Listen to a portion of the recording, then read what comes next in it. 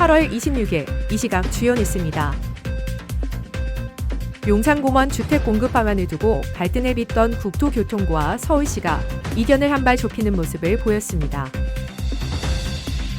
정부가 산업용 전기요금을 지역별로 최대 10% 인하하는 방안을 제시하면서 기업들이 약 2조 8천억 원의 전기료 부담을 줄일 수 있을 것으로 추산됩니다.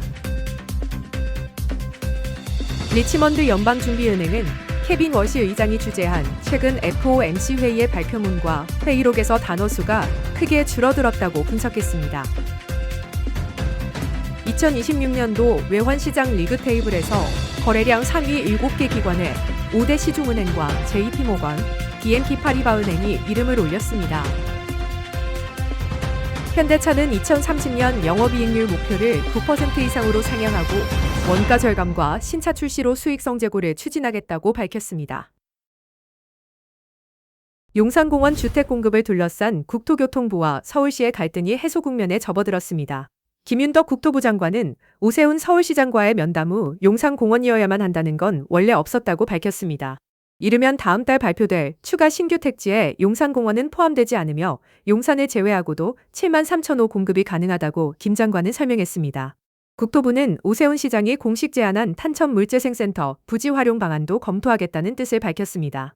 또한 서울시가 요청한 민간 정비사업 용적률 1.2배 상향에 대해서도 국토부가 전향적으로 검토하겠다는 입장을 전했으며 이 경우 2031년까지 순증 물량이 4만 3천 가구 더 늘어날 것으로 서울시는 예상했습니다.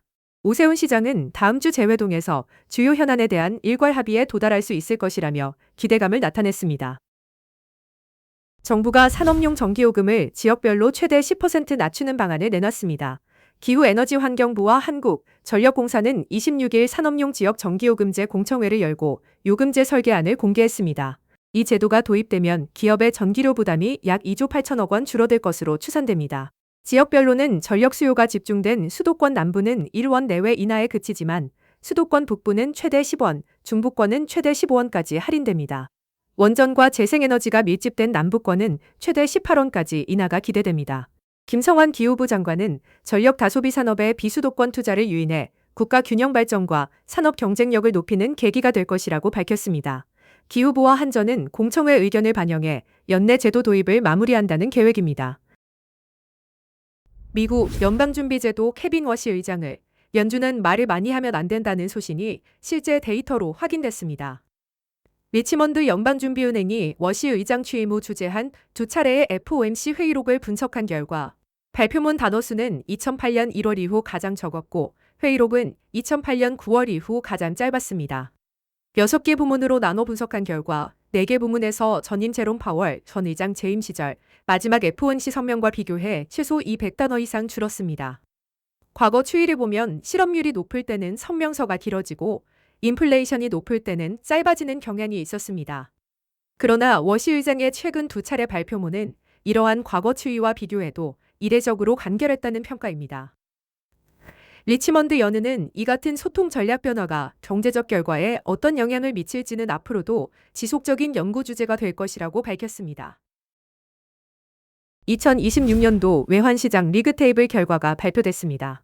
서울 외환시장 운영협의회가 98개 참가기관을 대상으로 집계한 결과 거래량 상위 7개 기관에 국내 5대 시중은행과 JP모건 체이스은행, BNP 파리바은행이 이름을 올렸습니다.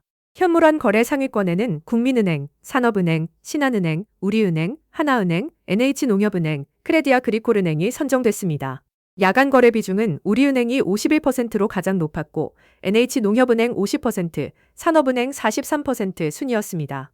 외환 스와프와 현물환을 합산한 전체 거래에서는 JP모건 체이스은행과 BNP 파리바은행이 외국계 은행으로 상위권에 포함됐습니다.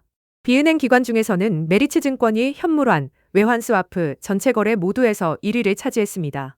외시협은 외환시장의 건전한 경쟁을 유도하기 위해 리그 테이블을 매년 발표하고 있습니다. 글로벌 완성차 시장의 경쟁이 치열해지는 가운데 현대차가 오히려 수익성 목표를 높여 잡았습니다. 현대차는 26일 2026 CEO 인베스터 데이를 열고 2030년 영업이익률 목표를 기존 8에서 9%에서 9% 이상으로 상향하고 영업이익 총규모도 11% 늘리겠다고 밝혔습니다. 무뉴스 사장은 이 현대차의 펀더멘탈은 그 어느 때보다 튼튼하다며 자신감을 내비쳤습니다. 2030년까지 100개 이상의 신규 차종을 출시하고 글로벌 생산 능력도 127만 대 확대할 계획입니다. 미래 사업에서는 올 4분기 아이오닉5 기반 로보택시를 웨이모에 공급하고 2028년부터는 3만 명 휴머노이드 로봇 아틀라스를 공장에 실전 배치합니다. 주주 환원 측면에서는 총 주주 환원율 35% 이상을 유지하고 약 8천억 원 규모의 자사주 전략을 소각하겠다고 공시했습니다.